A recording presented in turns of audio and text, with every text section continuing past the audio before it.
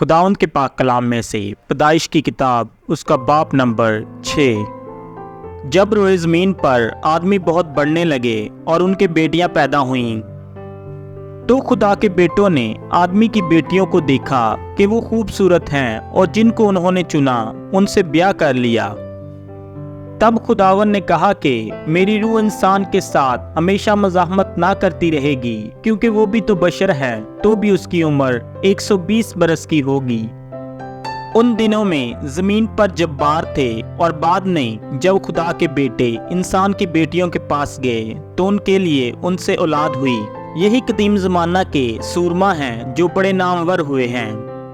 और खुदावन ने देखा कि ज़मीन पर इंसान की बदी बहुत बढ़ गई और उसके दिल के तसव्वुर और ख्याल सदा बुरे ही होते हैं। तब खुदावन ज़मीन पर इंसान को पैदा करने से मलूल हुआ और दिल में गम किया। और खुदावन ने कहा कि मैं इंसान को जिसे मैंने पैदा किया रोए ज़मीन पर से मिटा डालूंगा, इंसान से लेकर हवान और रेंगने वाले जानदार और हवा के परिंदों तक, क्योंकि मैं उनके बनाने से मलूल हूँ। मगर नूह खुदावंद की नज़र में मकबूल हुआ। नूह का निस्बनामा ये है, नूह मर्द रास्तबाज और अपने ज़माना के लोगों में बेऐब था, और नूह खुदा के साथ साथ चलता रहा।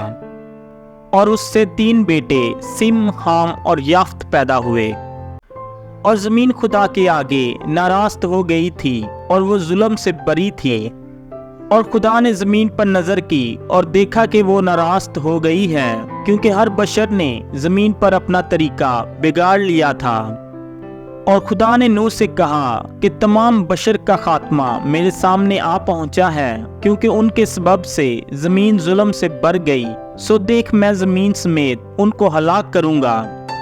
तो गोफर की लकड़ी की एक कश्ती अपने लिए बना, उस कश्ती में कोठरियां तैयार करना और उसके अंदर और बाहर राल लगाना, और ऐसा करना कि कश्ती की लंबाई 300 हाथ, उसकी चौड़ाई 50 हाथ और उसकी ऊंचाई 30 हाथ हो।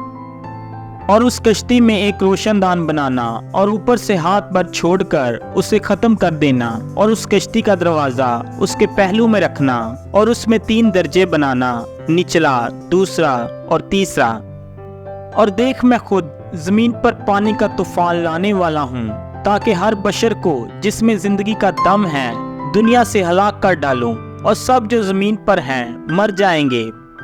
पर तेरे साथ मैं अपना अहद कायम करूंगा, और तू कश्ती में जाना, तू और तेरे साथ तेरे बेटे और तेरी बीवी और तेरे बेटों की बीवियां, और जानवरों की हर किस्म में से 2-2 अपने साथ कश्ती में ले लेना, कि वो तेरे साथ जीते बचे, वो नरो मादा हों।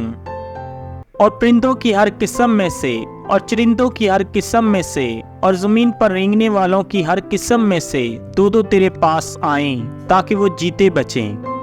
और तू हर तरह के खाने की चीज लेकर अपने पास जमा कर लेना, क्योंकि यही तेरे और उनके खाने को होगा। और नूह ने यूं ही किया, जैसा खुदा ने उसे हुक्म दिया था वैसा ही अमल किया। खुदावंद के पाक कलाम के वसीला से हम सब पर खुदावंद की बरकत हो, खुदावंद का शुक्र हो। आमीन।